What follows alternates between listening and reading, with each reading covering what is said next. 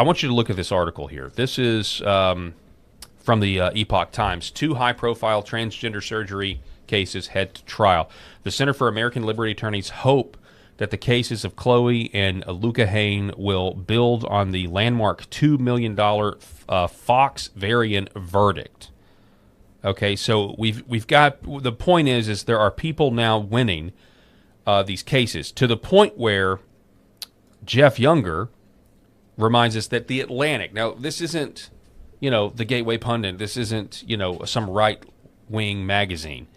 This is the Atlantic, okay? The tide goes out on youth gender medicine. American doctors are no longer united on the wisdom of medicalizing gender dysphoria in minors by Helen Lewis. This is a big deal. This is a huge shift. Yet we're still going to deal, and you can talk about that here in a minute, with the consequences for generations, or for a generation at least. But I just want to give a shout out to Jeff Younger, who is, I think, one of the most patient men, fathers that I can imagine, when his ex-wife, a pediatrician of all people, he says, was stupid enough to believe this transgender nonsense. All you had to do is read the studies with some statistical literacy to see that it was BS. Yeah, she was able to get sole control over my children and almost transition one of my sons.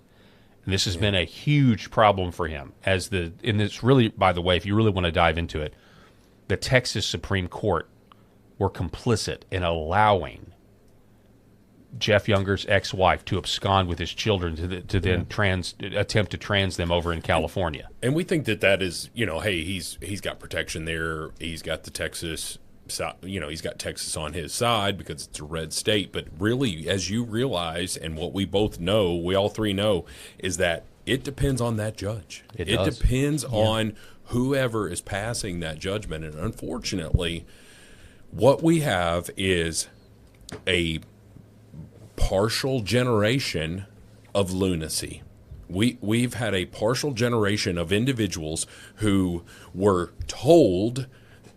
So let's be honest. Like, is it the star of the football team or the head cheerleader who are deciding that they are transgender? That's just not what's happening. What's happening are individuals who are the outcasts. So these individuals who are outcast at a school, we might call them weird or whatever. I might have been weird in high school. Who knows, right? And these individuals now found that they belong. They belong to this bigger thing. And that is the very definition of a social contagion. We're talking about something where people who were victims, and they were bullied, and they were this or that, and all of a sudden, boom, now I'm transgender. Now you cannot say anything about me, or you will be canceled. You cannot come after me. I am now important. I am now significant. I'm not blaming the kids. They got this thing that's going on in their head that says, even though I've got, a penis between my legs, I feel like I'm a woman. My mom has told me that's okay. Yeah.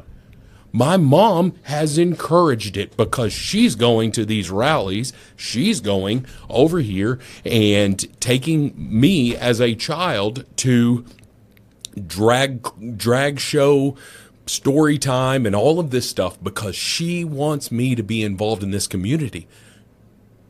You mean to tell me, and this was an old statistic, that there was a 4,400% increase in those who identify as transgender? And you want to tell me that that's just naturally occurring? That is just individuals?